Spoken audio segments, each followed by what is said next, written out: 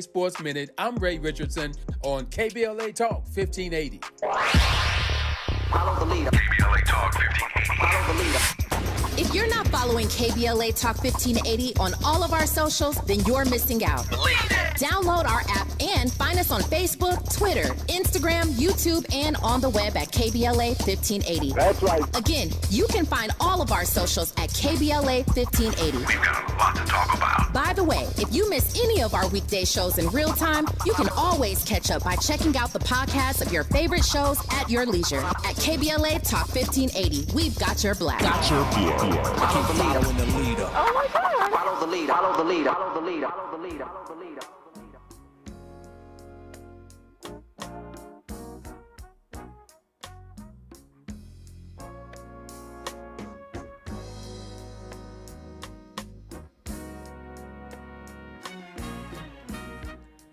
I may be just a foolish dreamer,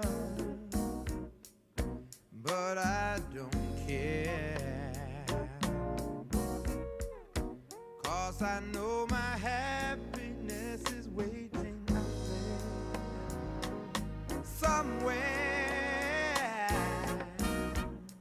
I'm searching for that silver lining, horizons that I've never seen.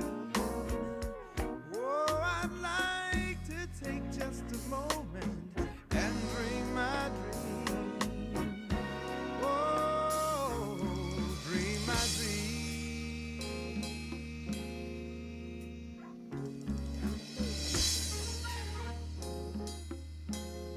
Whoa, whoa. I'd like to fly far away from here, where my mind, oh Lord, is fresh and clear. I'm Tavis Smiley, and I'm delighted to have you tuned into our program. And this hour is going to be a good one, not that the others were not. But I'm looking forward to this conversation in this hour about Blaxit. Blaxit, B-L-A-X-I-T. In a moment, I'm going to play a clip for you from the legendary and iconic writer James Baldwin. And you'll hear Baldwin talking in a moment about what prompted him back in 1948 to leave the U.S. and move to Paris. 75 years later, it appears that a new wave of black Americans is giving up on America, too. In this hour, we'll be joined by Tierra Darnell, who now lives in Mexico City, Krishan Wright, who resides in Lisbon, and Juanita Ingram, who currently makes her home in Singapore, having lived previously in London and Taiwan, and she is the former Mrs. Universe and the first black woman to ever be crowned. So we'll talk to Tierra and Krishan and Juanita in a moment. Let's start this conversation, though, with this clip of James Baldwin, again, talking about why he chose to leave this country in 1948 to move to Paris. Ended up in Paris, on the streets of Paris, with $40 in my pocket on the theory that nothing worse could happen to me there than it already happened to me here. You talk about making it as a writer by yourself. You had to be able then to turn off all the antenna with which you live, because once you turn your back on this society, you may die. You may die. And it's very hard to sit at a typewriter and concentrate on that if you're afraid of the world around you. The years I lived in Paris did one thing for me. They released me from that particular social terror, which was not the paranoia of my own mind, but a real social danger visible in the face of every cop, every boss, everybody. I don't know what most white people in this country feel, but I can only include what they feel from the state of their institutions. You want me to make an act of faith, risking myself, my wife, my woman, my sister, my children, on some idealism which you assure me exists in America, which I have never seen. The incomparable James Baldwin. Let's just hope that all these phone lines work in this hour. Technology is amazing when it works, and when it doesn't, it's not so amazing. So we're going to be connected to Singapore and Lisbon and Mexico City throughout this hour. Let me go first to Singapore and talk to Juanita Ingram, who I'm honored to have on this program. Juanita, let me start by saying congratulations. I know your term just ended. You just crowned the new Mrs. Universe, but congratulations. I mean, the first sister, the first black woman to be crowned Mrs. Universe. I'm honored, Juanita, to have you on this program. How are you today? I'm doing great. Thank you so much. I'm honored to be here, and thank you. I appreciate that. It's been a great journey. I'm honored to have you on the program, and congrats on the journey that you are continuing. Let me just start by asking, and I'm going to bring everybody in one at a time, and then we'll get this thing more dynamic as we move through this hour. And I'm glad to have all three of them for the hour. A lot to unpack here. But you heard that clip from James Baldwin. Anything in what James Baldwin said, anything at all that resonated with you, Juanita Ingram? Absolutely. And, it's interesting because his journey is one that I studied quite closely. It's been 12 years that my husband and I have lived outside of the U.S., and particularly for our two children who are now teenagers. When we first moved to London, I thought about everything that he said. It's the safety for our children. They're teenagers now. Singapore is one of the top 4 safest countries in the world. And I tell people all the time, you cannot outrun racism, but in other places you won't die from it. And that is enough for me. I created an entire show. In fact, we're in our 2nd season on Amazon Prime called The Expats International Ingrams, and it is all about the Black life abroad and how we got there, and 12 other Black families, military families, digital nomads, everybody's journey on why they chose what they chose. And the primary reason being for safety. There are certain things that you will not experience abroad, and if you do, it will not be the same. Having lived now on 3 continents, being North America, Europe, and the UK, and also now Asia, it is different. Will you outrun racism? No. Will you experience it differently? Absolutely. And being Black and in America is exhausting. I was in corporate America as a corporate attorney. 21 years I've been a lawyer, and it's exhausting. Right before we left this last time going out to Taiwan, I had no regrets, and I knew that it was time not only to roll the cameras, but to really not look back. I was experienced an on-site shooter at my job, numerous instances of racism and oppression, being a Black woman and intersectionality being so real, and it's exhausting. I don't advocate this for everybody, but it is right for a particular season, and it was right for us. This is going to be good.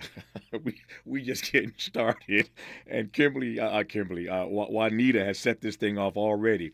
At the start of this conversation, just talked to Kimberly Horton from the Blues Foundation. I got to get Kimberly out of my head for the moment and move on to Juanita, Krishan, and Tierra. Apologies for that.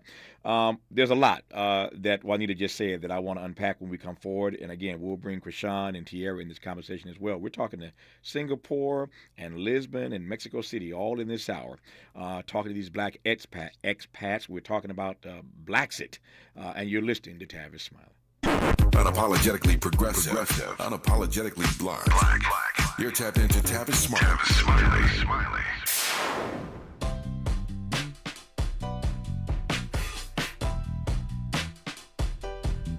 Escalade IQ. This the intro to the all-electric Cadillac, perfected like Zoom. And on a full charge, you get 450 miles without the stop. IQ. This is what I do. Daddy fat intellect since '92. Linked all the way back, panoramic roof. Come with 24-inch rim standard. Ooh, why? Shawty don't kill him. Cadillac diamond in the back, cold chillin'. And when I'm on attack, on the track is no ceiling. Sky's the limit. You me? Straight drop, no parachutes. Lay lines like a longitude and latitude. Dilly, beloved, clearly we're hustling. Bustin', truckin'. Cadillac.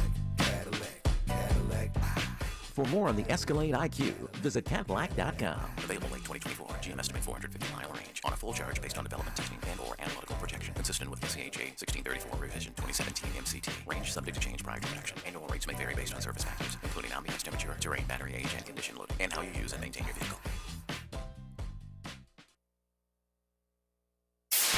KBLA Talk 1580. We've got a lot to talk about. Maisha Cairo here with a quick recap from my time at JP Morgan Chase's Advancing Black Wealth Tour.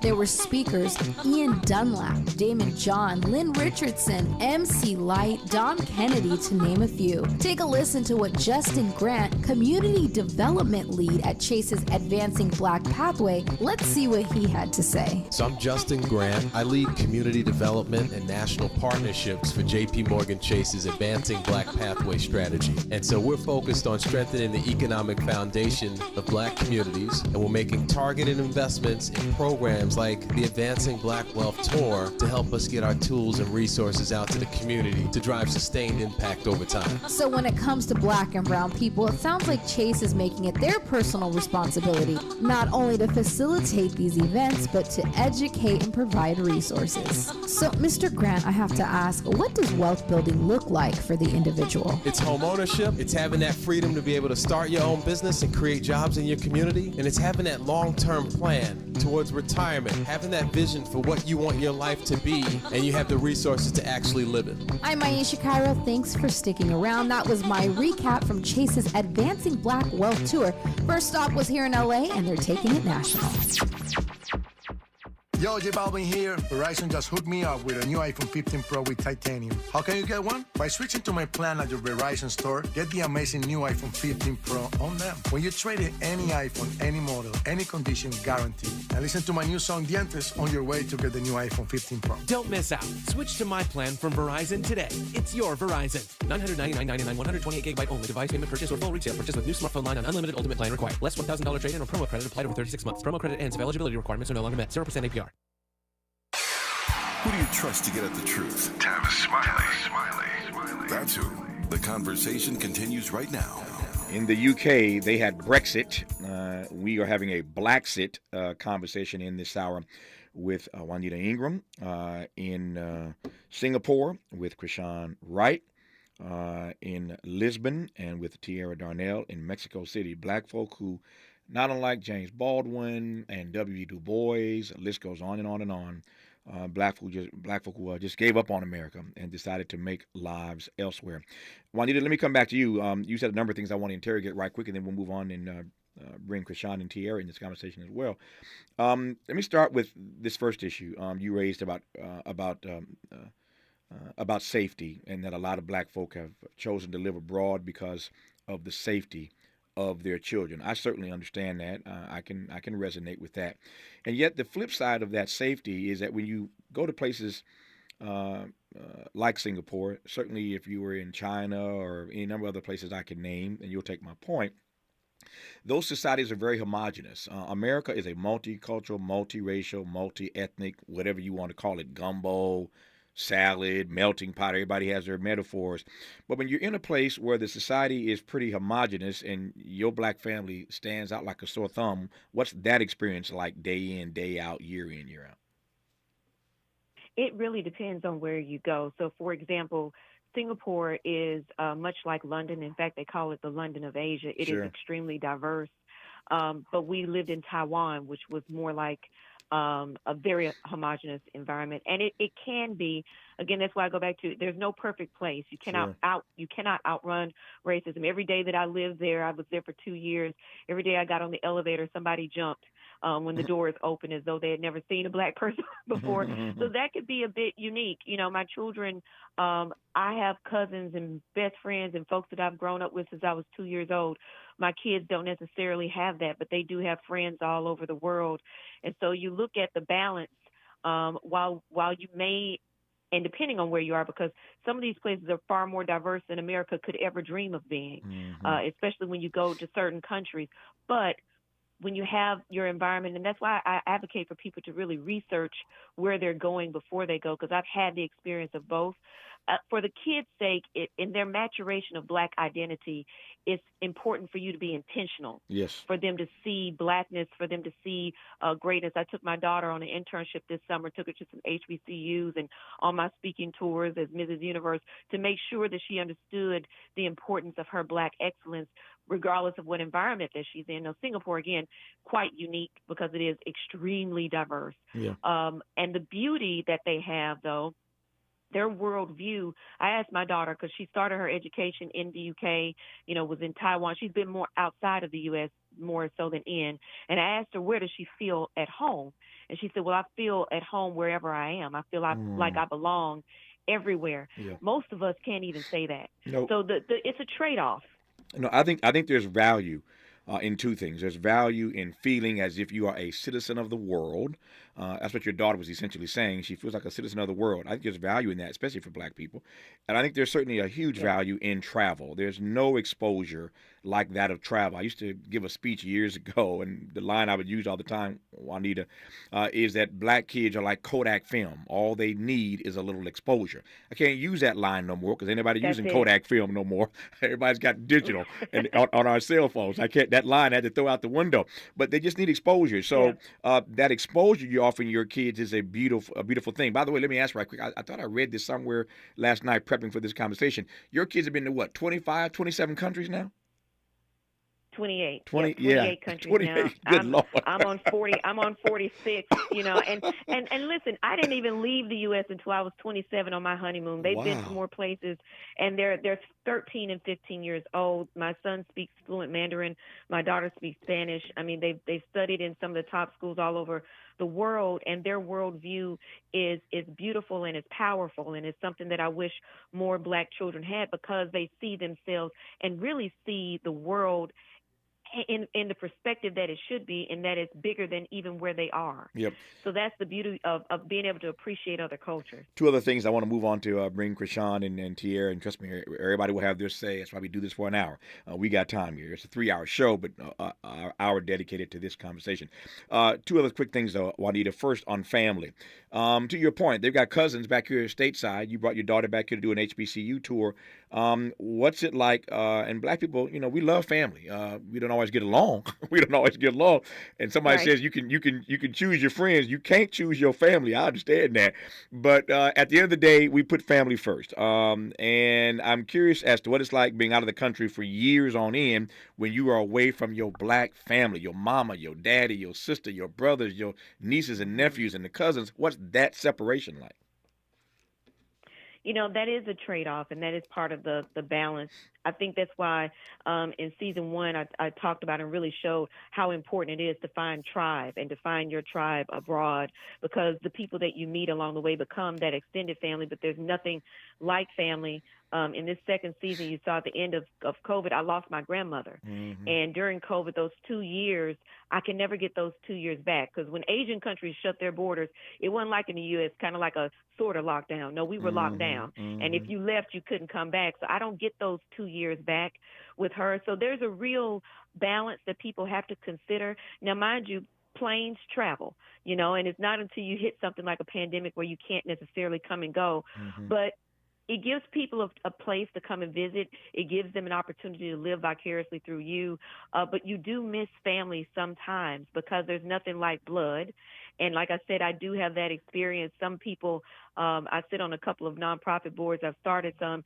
And some of my board members are friends that I've had since the second grade. Mm-hmm. You know, that I don't know if they'll necessarily have that experience, but at the same time, you don't get to choose your family. And sometimes the people that you do get to choose to be in your life, you can have beautiful, healthy experiences and relationships with them as well. So there is certainly a trade-off in life. Well, the best part about being in Singapore is Negroes can't ring your doorbell. Your cousins ask you to borrow money all the time. When you in Singapore, they can't roll up on you to borrow some money that they ain't gonna pay back. But I digress on that point. That's why it got personal. It got personal real fast. That's why Nita Ingram, who ain't going nowhere, she's gonna stay with us for the rest of the hour. But she is in Singapore now. Let me see if I can make a jump from Los Angeles to Lisbon and talk to Krishan Wright. Krishan, how are you today? I'm doing great, Tavis. How are you? I'm happy as a clam, because all these phone lines they're not just working, they sound beautiful. I love technology when it works. And so I hear you loud and clear as if you were in studio. So first of all, tell me what's it like today in Lisbon? I'm just curious about the Lisbon today. I mean the weather-wise. What's it like in Lisbon today? Lisbon today was very rainy and windy. We had a severe weather alert, but most days, I think, for Lisbon or Portugal in general, is over 300 days of sun. Yeah. So it's a good place to be. There you go. I want to make all my listeners back east, where it's starting to get cold or colder, a little bit jealous of what it feels like in Lisbon today. So I've done that. I'm in the 70s. There you go. There you go. So let me give you some time to tell me your story. So why, how, Lisbon, your story, your Blackset story. Take the mic, Krishan. It's all yours. Oh, thank you. So I grew up in the Bronx, and my whole The life boogie I down, wanted the to boogie move. down Bronx. Yeah. That's right, the Yeah. boogie down. Shout out to Co-op City for anybody who's listening from Co-op. Mm-hmm. And my whole life I wanted to move abroad, but at the time I wanted to move to New Zealand. And that didn't happen. I had a goal that by the time I was 26, I was going to be a corporate lawyer living in New Zealand. When I was 26, I had my son. I graduated with my master's, and life happened. Fast forward to 2017, I finally made the leap and went to New Zealand on a solo trip, my first solo trip. Mm-hmm. And I left my two kids here. By that time, I was divorced.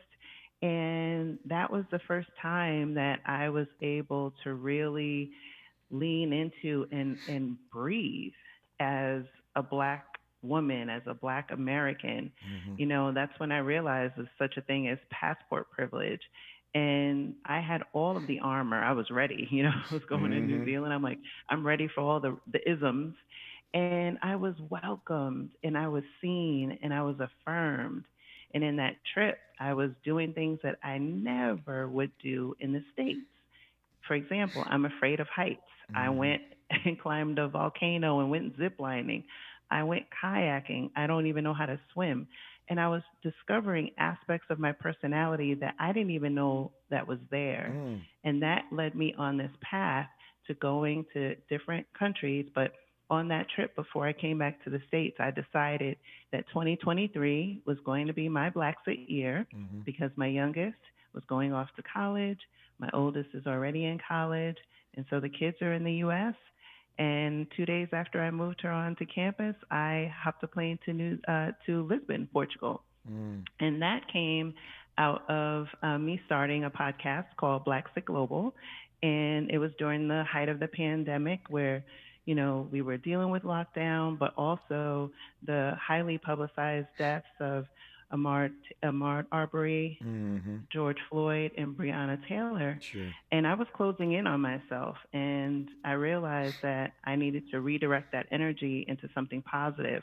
So I started a podcast about Black expats moving about the world, and have had Juanita on in a previous season, and we'll have Tiara for our upcoming season. And really, it's just highlighting and showcasing that we have been migrating for centuries. You know, you talked about James Baldwin. We've talked about on a show Josephine Baker and luminaries that have preceded us, the ancestors. And this is our opportunity to realize that we're not a tree. You know, if you're not happy where you are, you have the opportunity to get the opportunity that you want in life by moving abroad. And as Juanita said, it's not for everyone, but I personally was tired of living my life by default. And I talk about it on the show. It's time to live your life by design and not by default. That's the line of the day, by design and not by default. As we said in the Black church, that'll preach. That will preach by design and not by default. Let me ask you, it may not be for everybody. You and Juanita have echoed that point. But I'm curious as to why you think, let me just back up first of all. I was going to ask one question. Let me preface it. The sad reality is that the overwhelming number, the data on this is incontrovertible, the overwhelming number of fellow citizens in this country do not even have passports. Most Americans, by a large margin, do not even own passports. You hear now Krishan talking about using her passport privilege. So living abroad, blacks, it may not be the answer for every black person listening to this program, every black person in this country, but there is something to be said about taking advantage of your passport privilege, at least the opportunity to move about. And most black folk don't even do that. And how do you read that reality, Krishan, right? I see it every day. You know, there's people that, you know, in my community, Black's a Global Passport, you know, some of our members have come in and they have had a desire to move abroad or just to explore and travel. And so they've gotten their passport. They've been able to test the waters. And some people move like I did altogether. And some people go for 3 months. They go as long as their passport will allow them in another country to explore, to find out if it's a good fit. I'm a big proponent of country shopping and get in where you fit in. But you're right. The numbers are what they are, but there's an opportunity. And I think, with a lot of the things that are going on in the world and a lot of othering that happens in the world, particularly in the U.S., it's an opportunity for you to challenge not only your beliefs, but what you have been socialized to believe about other people. And so Juanita talked about it with her daughter, being a global citizen. It's incumbent upon all of us to take the initiative to go and extend ourselves and get into that space where we can see one another's humanity. Yes. And that allows us to move forward as a people. Yeah. I got 2 minutes here. Krishan, we'll continue when we come forward. But in the 2 minutes, let me just do this right quick and get your take. And we can always continue, as I said, on the other side. But I've said many times that, when you're on the parade, you can't really see, when you're on the float, rather. When you're on the float, you can't see the parade. All you can see is what you can see. So you're on the float. You're not in the parade crowd, so you really can't see what's passing by. That's my way of saying that the reason why I use my passport privilege is I have to get out of the country annually to look back at it. I don't believe you can appreciate America, or for that matter, critique America as well inside as you can outside. You got to get out and look back at it. When you look back at America from Lisbon, what do you see? I see a lot of chaos. I spent 10 years of my career in politics, and what we did years ago and what I thought the country was headed and where it's headed today is really scary. Like I mentioned, my children and my mom are still in the States. I just traveled back to the States a few weeks ago to celebrate my daughter's birthday. But you see, the divisiveness on the political front, the inflation, the rolling back of our rights, the deletion of our history, the segregation, not only in employment, but we see it also in discriminatory practices and housing. Despite all of these laws that are on the books, and now there's a concerted effort by some who want to then take the civil rights that we did fight for and then use them against us, as we're seeing with the Fearless Fund. Yeah. And so I see us as being America and Americans that are on this call and having this conversation as this is our opportunity not only to leave, but to affect change by saying, yes, there is a path forward and a way out if you choose, but not to turn your back on the country, but also use it as a bridge to say, hey, there is another way. I want to talk about that bridge when we come forward. I have to say this right now because I'm feeling it so acutely, and that is a pain born of the brilliance. I haven't even gotten to Tierra yet, but just the brilliance of Juanita and Krishan and all that America is missing. That brilliance just got exported, and so I am the first to say that America probably doesn't deserve them, but it troubles me that all of that black brilliance has escaped our borders because they can't take it no more. I ain't mad at them, but it's impacting me in this conversation. I digress for now. When we come forward, we'll get a little bit more conversation with Krishan Wright, who is in Lisbon, and then we'll bring Tierra Darnell in this conversation in Mexico City. I'm delighted to have them all on Tavis Smiley. This is getting good. Yeah, man. Tavis Smiley continues when we come forward. If you're like me, 60 and retired, making ends meet, especially here at the supermarket and drugstore, is tough. I'm so blessed to have found benefitscheckup.org. It's a free and confidential website from the National Council on Aging that connected me to $1,200 a year in programs that help pay for food, medicine, utilities, and more. Maybe it can help you. benefitscheckup.org. My daughter was diagnosed with a rare malignant rhabdoid tumor on the spine. They sent her straight to St. Jude. My hope was gone. But when you get there, everyone's like, hey, we're not going to give up. And when you see other people not giving up on your child, that makes all the difference in the world. When I found out I didn't have to pay, I was just grateful. They saved my baby's life. Finding cures, saving children. Learn more at stjude.org.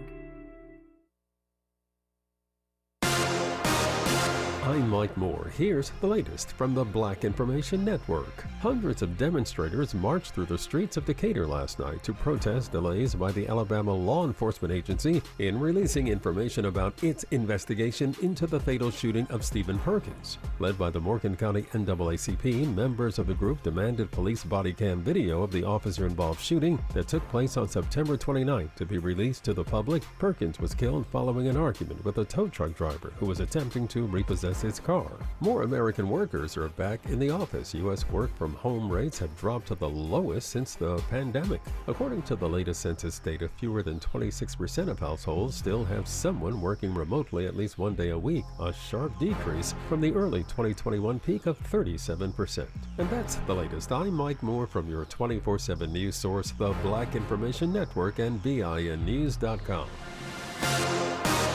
The Sigler continues in Glendora, 210 West at Sunflower Avenue. That's where a big wig wreck and a spilled load of paint is across your two right lanes. Traffic is stopped from Lone Hill, also affecting the 57 north with heavy traffic onto the 210. In Doherty, 210 westbound at Buena Vista Street, a wreck on the right shoulder, and an accident working on the 10 west to the 710 south connector. At your Amazon Fresh store, you can rely on roasted chicken for $4.97, 2-pound bunches of bananas for 99 cents, French bread for 89 cents, and more. Visit your local Amazon Fresh store for low prices from A to Z and head to Amazon.com/savewithfresh to see this week's deals. Hi, I'm Kyle at Blindster.com. Want to save big on custom faux wood blinds, shutters, cellular shades, and more? Shop Blindster today and save up to 50% over comparable blinds from brick and mortar stores. Get custom blinds at low prices and free shipping at Blindster.com. Is this the This is the KBLA Sports Minute with Ray Richardson. I'm a bad man. The Las Vegas Aces won their second straight WNBA championship. They beat the New York Liberty last night to win the finals in 4 games. The Aces are the first back-to-back champs in the WNBA since Lisa Leslie and the LA Sparks did it in 2001 and 2002. Rams starting cornerback Darian Kendrick was charged with 2 misdemeanors for carrying a concealed weapon and a loaded firearm. Police found a gun in Kendrick's car early Monday morning after he was pulled over for a traffic violation in Hollywood. Rams coach Sean McVay said Kendrick will not practice or play until his legal situation is resolved. Kendrick is due back in court on December 5th. James Harden was a no-show at practice yesterday in Philadelphia. He's doing whatever he can to get the Sixers to trade him to the Clippers. No debates, no speculation, just the info you need. That's your KBLA Sports Minute. I'm Ray Richardson on KBLA Talk 1580.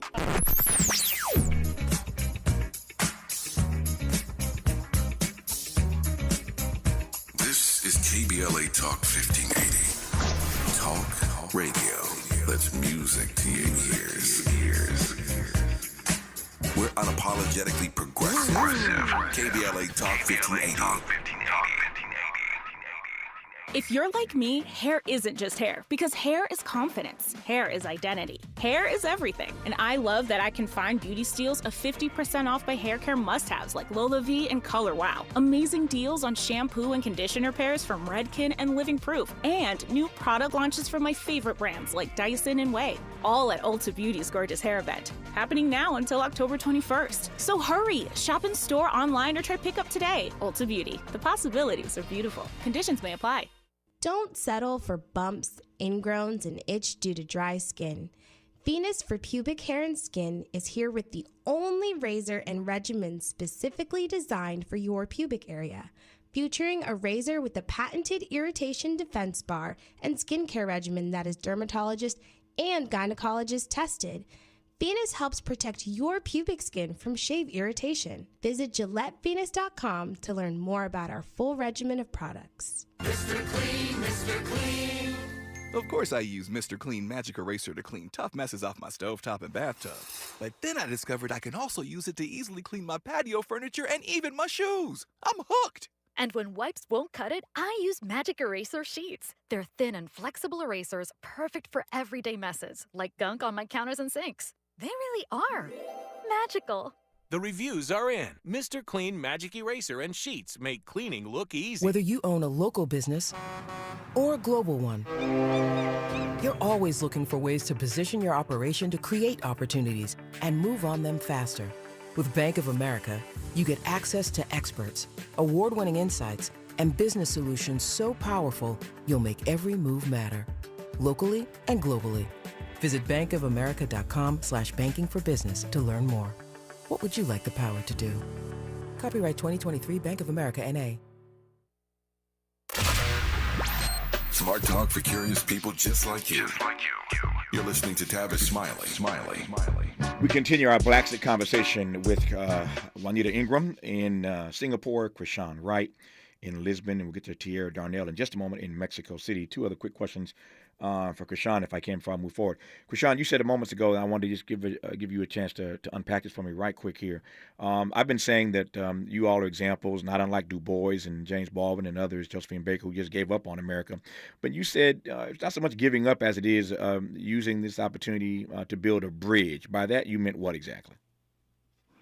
This is really an opportunity. I see this Black Sit movement as the next great migration. So one is that the U.S., took us from our homeland, as many other nations, and we feel so many people feel stuck.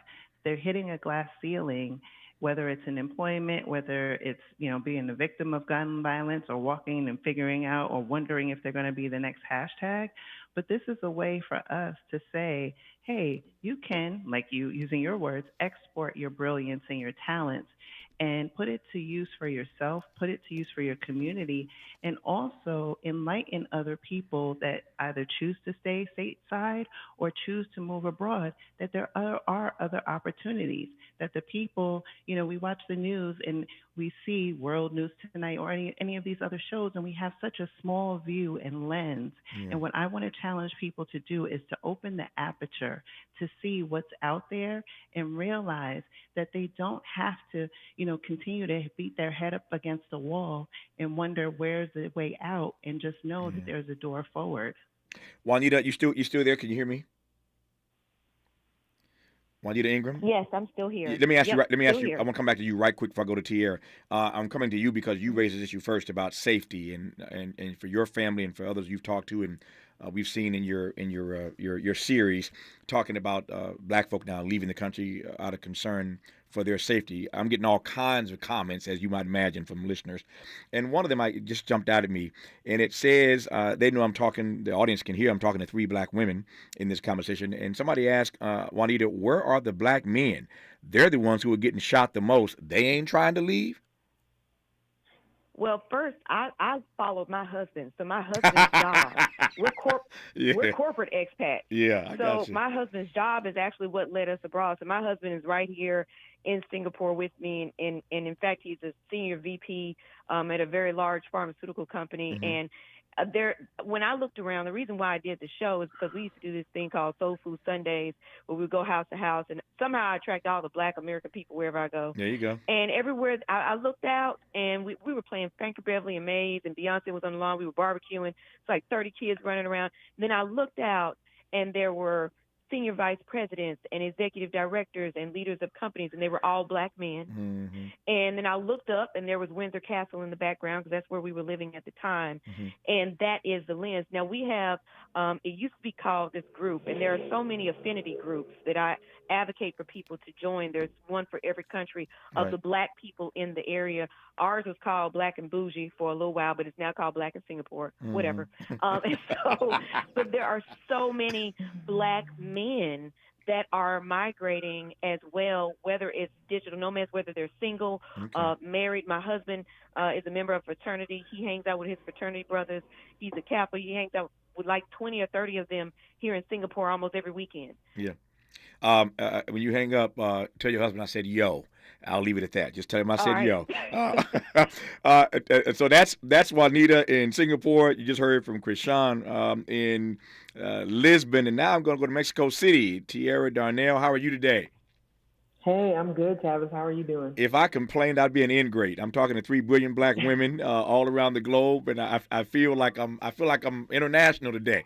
So I couldn't be happier. Okay, Tierra, you've been the most patient.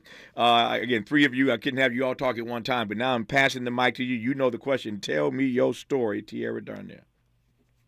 My story is basically that I had traveled to about 40-something other countries by the age of 30. And that included 2 years in Morocco in the Peace Corps and study abroad in Costa Rica. So I had been pretty accustomed to traveling by myself before I decided to come here to Mexico City. And really, I spent the first year of the pandemic in Buffalo, New York. I'm originally from PG County, Maryland, DC area. Mm-hmm. Yes, and I ended up in Buffalo, did a year there. And it was too cold for me, and I recognized that I needed to, I could be doing the same thing that I was doing during the pandemic, but in Mexico City. And so I came down here. I knew one person when I got here. My job didn't know that I was here. I was working clandestinely for about 9 months, actually, before they ended up laying off my entire team anyway. And so I was like, well, if I'm going to get laid off, at least I got laid off in Mexico. Mm-hmm. And I had saved up about 6 months of living expenses, so I didn't have to run and get a job right away after I got laid off. And that really allowed me to just take some time for myself. And once I decided, okay, the baseline is that I'm staying in Mexico. Now, what do I do from there to make that happen? I started thinking about cooking and my passion for entertaining and hosting people. And I started doing a different kind of soul food Sunday, but off the roof of my house in my small kitchen. And the first one I did, 70 people showed up to my apartment, mostly Black folks. And not just Black Americans, but across the diaspora. It was really beautiful to have that mix of energy in my place. And I did probably about 9 more months of pop-ups, and then decided that I just didn't want to be anybody else's collateral damage. So I wasn't going back to the 9 to 5. And I needed to do my own thing. And I was having a conversation kind of like this, walking my dog through the park with my friend, and I saw a for rent sign. And that is where my restaurant, Black Cocina, is today. That's a beautiful story. I love that phrase that you didn't want to be anybody else's collateral damage. Unpack that for me, Tierra. Yeah, I mean, I had gotten laid off, and then I was doing, so my background is in corporate audio production, so podcasts, sound design, editing, that kind of thing. And so, I had been working for Spotify. I got laid off. And then I had some freelance work that included editing for the comedian Roy Wood Jr.'s podcast. Sure. And then once Trevor Noah decided that he was leaving The Daily Show, the trickle-down effect was that Roy's podcast went on hold indefinitely. And that was my most steady freelance paycheck at that time in the wake of getting laid off. And so, just having my money and my financial stability and even mental and emotional stability, because all those things are tied up and all that, to have that rocked again in such a short amount of time, it just was the wake up call that I needed to really just jump into doing my own thing. I love how this experience found you, directed you into your passion anyway, and so that this is a beautiful story. I love that part of your sharing. Let me just ask you this though. Obviously, stateside, as you know, we have these conversations all the time. Indeed, just a week or so ago. Let me tell you what I want to ask, and watching the clock here. When we come forward, Tierra, I'll get your answer to this. So just sit tight for a second. Here's the question that I can get out right now and save time when we come forward. But just on this program a week or so ago, we commemorated the 1-year anniversary of this tape you all heard about around the world, where these Latino leaders in Los Angeles were caught on tape just dogging out Black folk, just wanting to usurp Black power. And just really demonizing Black folk, called one person's baby, a Black baby, a little monkey. It was an ugly tape. President Biden and everybody else called for the resignation of these Latino leaders here in Southern California, where I sit right now. So there are always these conversations about Black and brown. Here you come with your Black self in Mexico City, setting up a restaurant, no less, in that city. And I'm wondering how the Black-brown thing works there. Are you supported in your restaurant venture?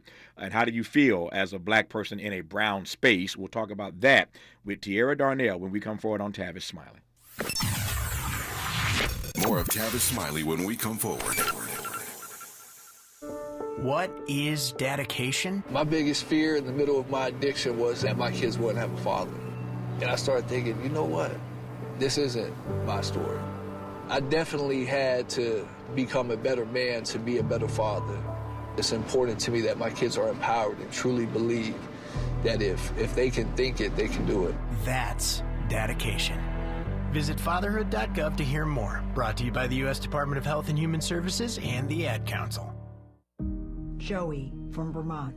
a farmer trying to get through the winter. Adriana from South Carolina, a single mother living paycheck to paycheck. Liam from Ohio, an injured father struggling to provide for his family. Hi, I'm Shanola Hampton, and I support the Feeding America network of food banks because they help provide over 6 billion meals to people in need each year. Learn more at feedingamerica.org.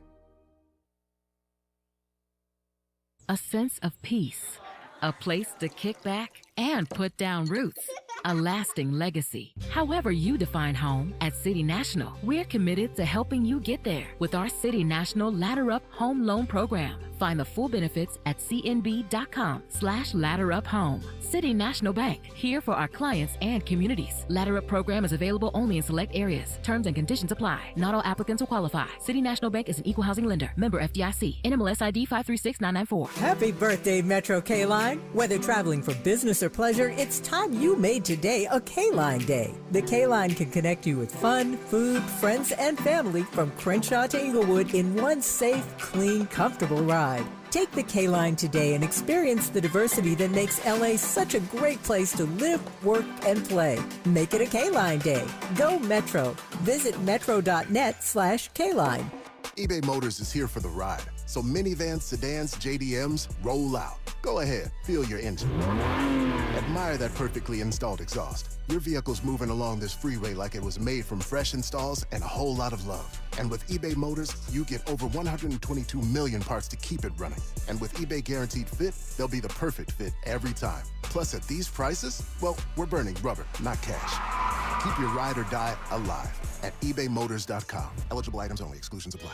What's up? I'm Danelle Riley, FAMU alumni and creator of the HBCU Culture Shop. I am so proud of my new partnership with Black Beyond Measure and Target.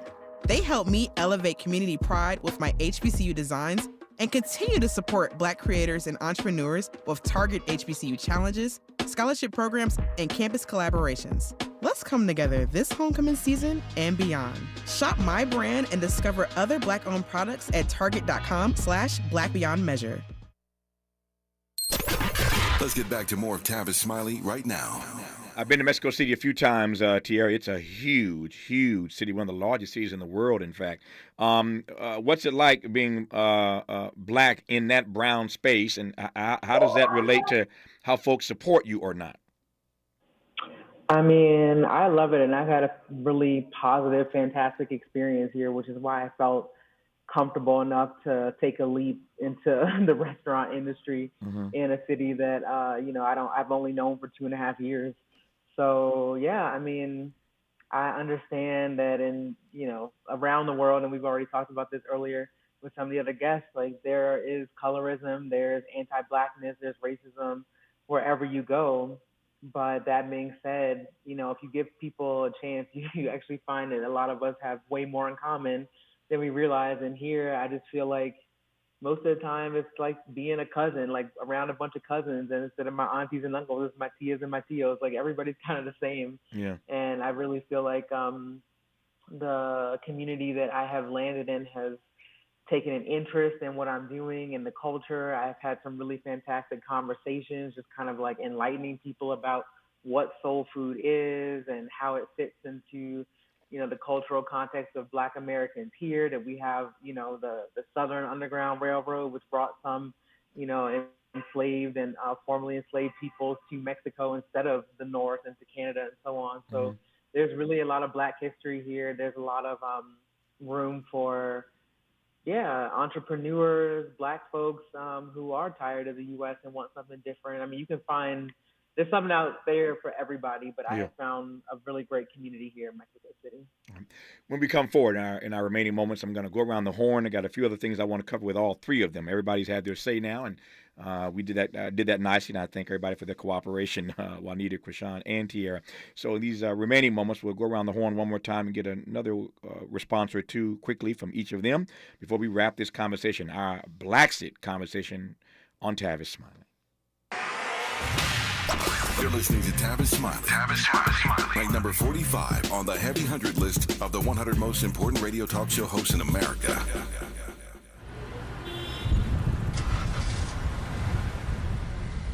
What's up, party people? It's your favorite MC's favorite rapper, MC Light here. And we're celebrating 50 years of hip-hop, authentically powered by Cadillac.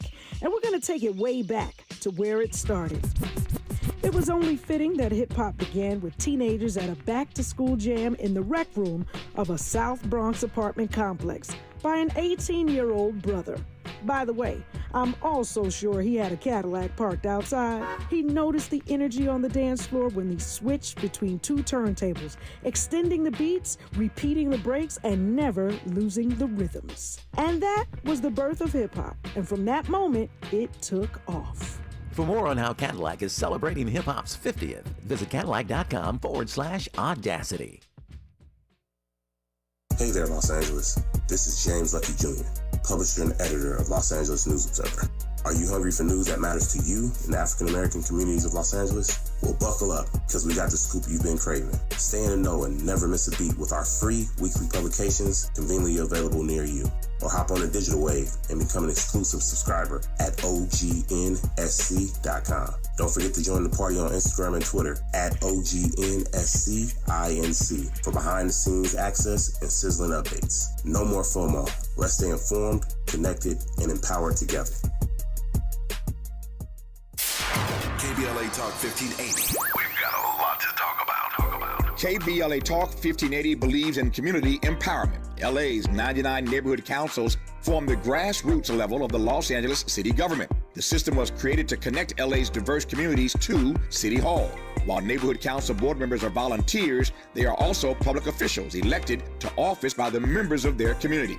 Neighborhood councils advocate on issues like homelessness, housing, land use, emergency preparedness, public safety, parks, transportation, and sustainability. They also provide local expertise on the delivery of city services to their various communities. Neighborhood councils are open to participation by anyone who is a part of the fabric of daily life in said community. This includes those who live, work, or own property or a business. If you are interested in stepping up to join your local neighborhood council, visit www.empowerla.org. That's empowerla.org. It's time to think globally, but act locally. This is a community call to action from KBLA Talk 1580. At Susan G. Komen, we believe that ending breast cancer needs all of us working together. Because if you've just been diagnosed and don't know where to turn, we've got you. If you can't afford the treatment you need, we've got you.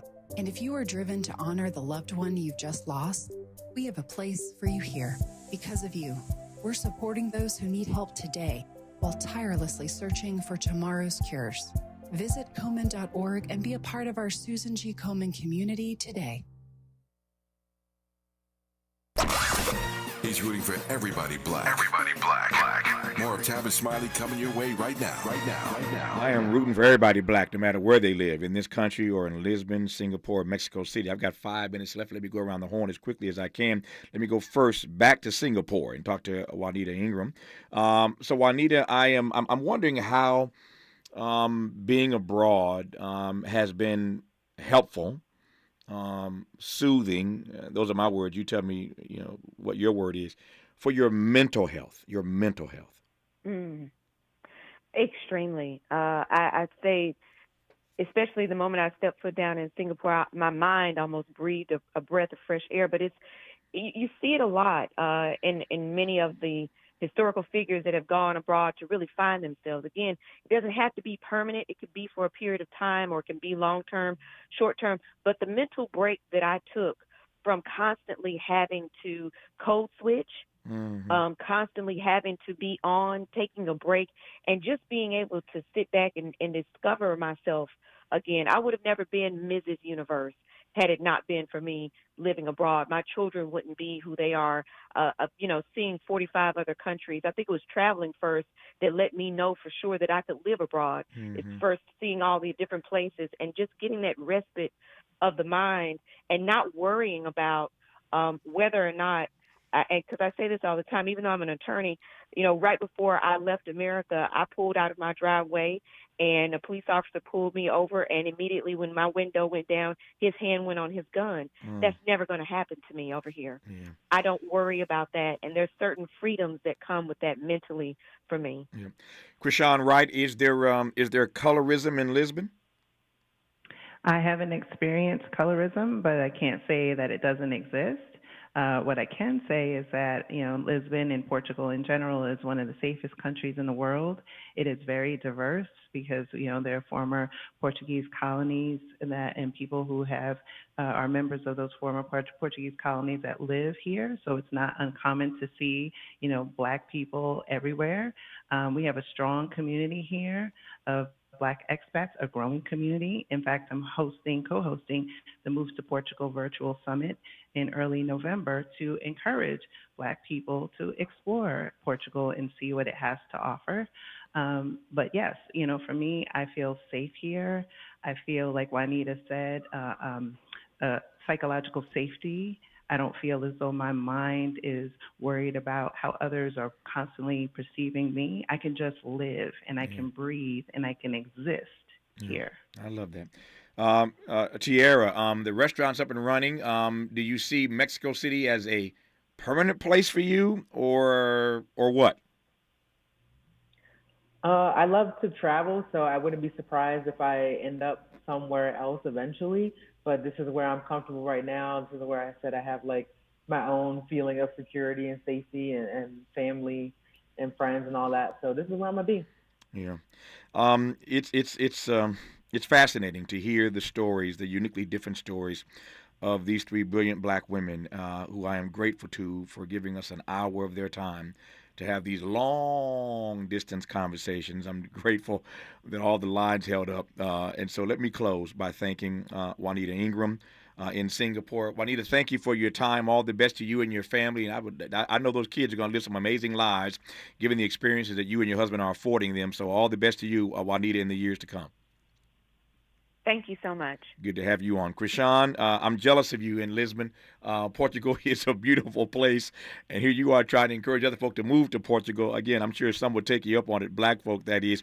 But thank you for your time, and good to have you on this program, Krishan. All the best to you. Thank you so much. It was an honor. Thank you. The honor was all mine. Trust and believe. And Tierra Darnell, when I'm next in Mexico City, I know where I'm going to eat. So it's on my list. So when I get back to the city again, whenever that is, I'm going to come out to your restaurant and have a good meal. But thank you for your time and all the best to you with the future of this growing establishment. I thank you, Tierra. Yes, absolutely. Welcome to Black Cocina, and I'm happy to fix you a plate whenever you come through. I look forward to it. Thank you all for your time. That's our Black Conversation. That's all of our conversation today on Tavis Smiley. I'm so grateful to have you tune in. I'm going to close with some Frankie Beverly. Juanita mentioned that rooftop party, that backyard party with barbecue and Frankie Beverly, so why not close with some Frankie Beverly and Mays? That's our program for today. Thanks for tuning in. As always, keep the faith.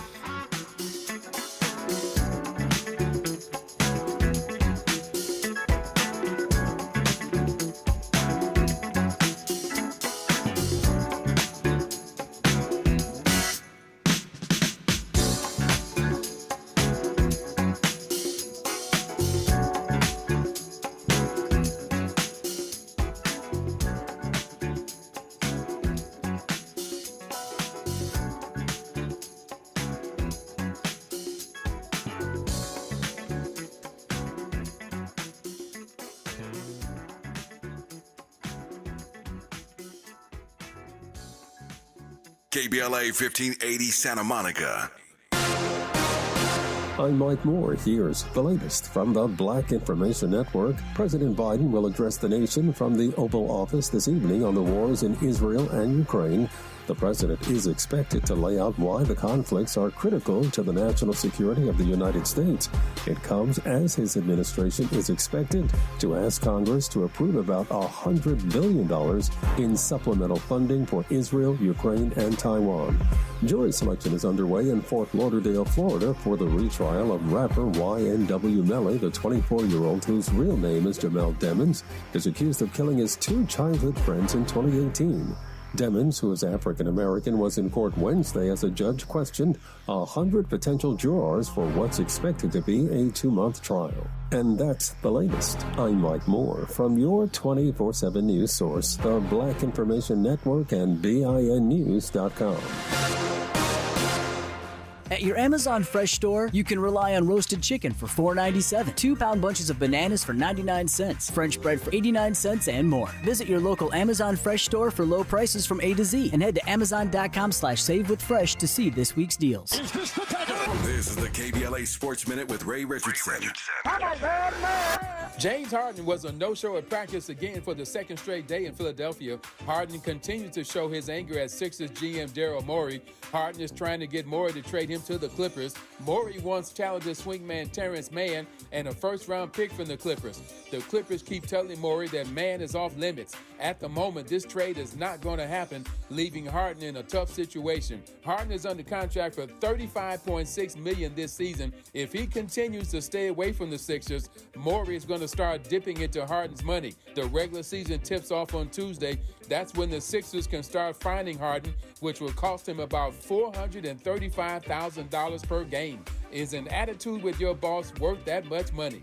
No debates, no speculation, just the info you need. That's your KBLA Sports Minute. I'm Ray Richardson on KBLA Talk 1580.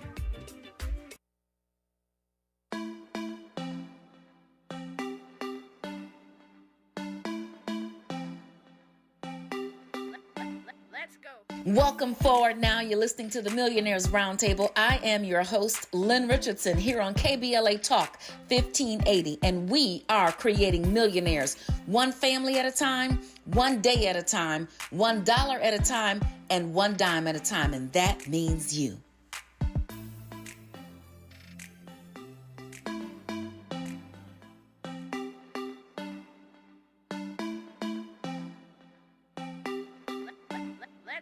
Welcome forward now. You're listening to the Millionaires Roundtable. I am your host, Lynn Richardson, here on KBLA Talk 1580. And we are creating millionaires, one family at a time.